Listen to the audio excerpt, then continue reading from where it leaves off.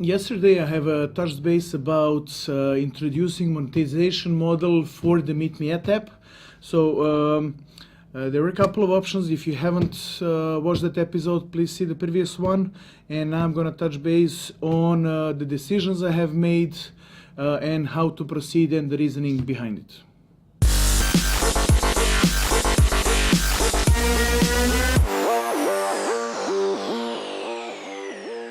I have done some work here with my team, and it's a lot of mess here, but it's leading to somewhere.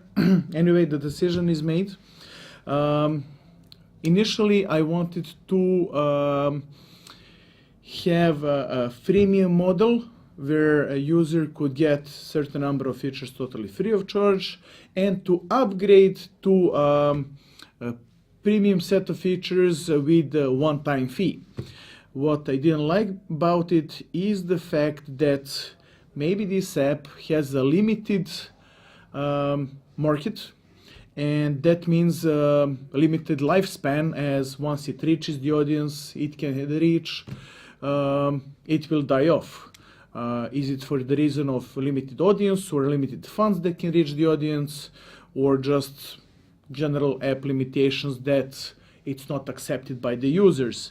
So that means that I have sold the app to, I don't know, 10,000 users, and 1 year down the road I can't support it anymore and I have to shut it down, and then I have failed the paying users. So that's not going to work. Second option I had in mind was a subscription base, where users would pay for subscription to use premium features. And the subscription would be monthly, so you would basically pay for 1 month and renew monthly until you decide not to, and then you can decide, okay, I'm going to the road, I need to use the app, I'm going to pay for 1 month, and then again I am not paying. So it's not slick, it's lame, it doesn't resemble professionalism, it resembles it's not nice. I do have a good feeling about it, and sometimes it's a lot about the feeling. In one of my episodes I was talking about that gut feeling, as when you launch a new app, a new digital product, whatever it is, you do have data against you can base your business decisions on. You don't have where to pull your business intelligence, and sometimes you have to rely on your gut. And since we launched only 5 days ago, I don't have data yet, but I do have some signification, as we do have users. The first day we had 3,500 downloads, and we're getting new downloads every day. People are using the app in a good percentage. I won't go into details now. Let's have the month passed and I'll come back to that. So what I've decided to go with is some sort of crediting model. I don't know the correct phrase for that. Kinda you buy and earn credits which you can use against premium features. And as this app is very simple, it's all about meeting, about one event that happens.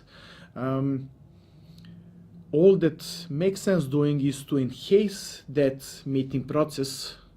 So once you share the meeting process, you can share it in a standard way, which is what the app is now, and the premium way, which introduces some new features, which I'll be talking about in some next episodes, not today. It doesn't matter really, but it matters that the meeting can be standard and premium. So you can buy credits against using premium meetings, and these credits would be called miles. Same like when you fly with a airline company, you collect miles. So when you use Meet Me at app, you're collecting miles which you can use against premium meetings, which give you more options. And likewise, you can buy miles, and you can use each mile against premium meeting. So this is the process I like because it's not about liking, it's more about that I believe it can work for this kind of app. And even though this process that I'm talking about, I know which milestone I covered the last, I think number 9 out of 12, it is the process that is set in stone how it works. But experience of building such apps tells you how to modify bits and pieces of the process along the way as you're developing it. So this is one of those things where I'm realizing that buying credits to use them against premium features will make sense, because you can buy some, use them now or later. You don't have to use premium features all the time. So when you don't, you can still earn miles and use them against premium features. So it has incentives for users to use the app more often, to share the app more often, and to earn those miles, or to buy them, not spend them at once, spend them at will at any time they need.